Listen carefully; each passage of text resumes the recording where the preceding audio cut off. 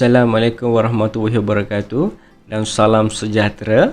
Pada hari ini, cikgu ingin mengajar pendidikan jasmani dan pendidikan kesihatan tahun 5. Unit 1, jadi yang terbaik. Tajuk kita pada hari ini, mengimbang. Sebelum kita meneruskan pembelajaran kita pada hari ini, kita lihat standard pembelajaran yang terlibat. Yang pertama, 1.1.1 melakukan imbangan dinamit, flip-flop dan kereta sorong berganda. Yang kedua, 2.1.1 menjelaskan anggota badan yang terlibat untuk mengekalkan keseimbangan. Yang terakhir, 5.4.7 bekerjasama dalam kumpulan semasa melakukan aktiviti. Seterusnya, murid-murid sekalian, mari kita lihat masuk imbangan dinamik.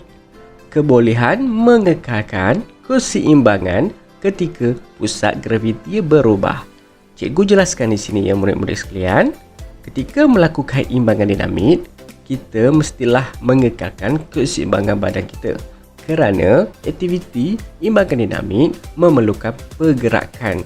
Oleh itu, kita perlu mengekalkan keseimbangan tubuh badan supaya kita tidak terjatuh dan tercedera ketika melakukan aktiviti tersebut. Baiklah murid-murid sekalian, pada hari ini kita akan mempelajari dua aktiviti yang melibatkan imbangan dinamit.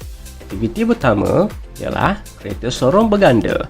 Aktiviti kedua pula imbangan flip-flop. Okey murid-murid sekalian, mari kita lihat secara lebih lanjut berkaitan dengan aktiviti kereta sorong berganda. Okey, kita tengok buku teks. Murid-murid boleh rujuk buku teks ya, pendidikan jasmani, pendidikan kesihatan tahun 5 muka surat 2.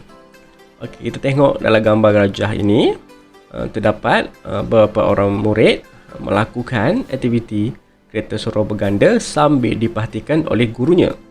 Jika di sini kita lihat gurunya berkata kekuatan anggota tangan, bahu belakang dan abdomen penting dalam mengekalkan kestabilan dan keseimbangan tubuh semasa bergerak.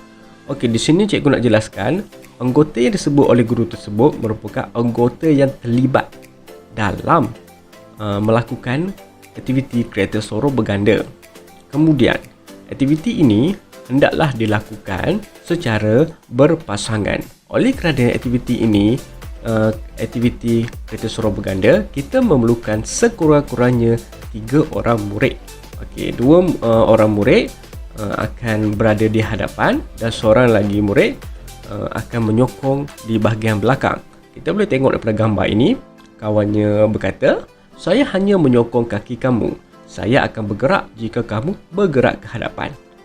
Seterusnya, kita bergerak bersama-sama. Di sini kita lihat kerjasama amat diperlukan bagi memastikan aktiviti kereta sorong berganda ini berjalan dengan lancar. Di samping itu juga, dia memerlukan kestabilan dan keseimbangan tubuh badan semasa bergerak seperti yang diterangkan oleh gurunya. Okey, seterusnya kita akan beralih kepada aktiviti kedua, iaitu aktiviti flip-flop. Murid-murid boleh rujuk buku teks muka surat yang sama dengan aktiviti kereta sorong berganda itu tadi, iaitu muka surat 2. Kita tengok apakah maklumat yang boleh kita dapati daripada buku ini ya. Okey, kita tengok. Guru ini berkata, koordinasi juga penting dalam mengekalkan imbangan. Murid itu pula berkata, otot deltoid juga perlu kuat. Okey, untuk pengetahuan murid-murid, otot deltoid ni otot yang terletak di bahu kita ya, kiri dan kanan. Okey, di situ juga ada maklumat tambahan. Antara faktor yang mempengaruhi imbangan termasuklah luas tapak sokongan. Okey, memang betul, semakin luas tapak sesuatu, semakin stabillah benda tersebut. Di sini ada sedikit info keselamatan ya. Pastikan ruang luas dan selamat untuk melakukan aktiviti.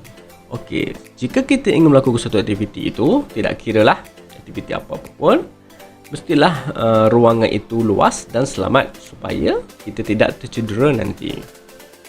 Okey, murid-murid sekalian, jika tadi kita belajar secara teori, sekarang kita cuba aplikasikan dua aktiviti ini. Tetapi sebelum kamu melakukan aktiviti ini, pastikan kamu dapat keizinan daripada ibu bapa. Lagi satu, cikgu ingin menitik beratkan, jangan sekali-kali melakukan aktiviti ini sendirian tanpa pemantauan daripada ibu bapa, kerana aktiviti ini boleh menyebabkan kecederaan. Akhir sekali juga, cikgu ingin beritahu kamu, selepas ini kamu boleh login masuk ke Google Classroom. Cikgu ada sediakan sedikit latihan kuis. Kamu boleh menjawab latihan tersebut dan seterusnya hantar kepada cikgu, ya. Okey, sekian, terima kasih. Assalamualaikum warahmatullahi wabarakatuh.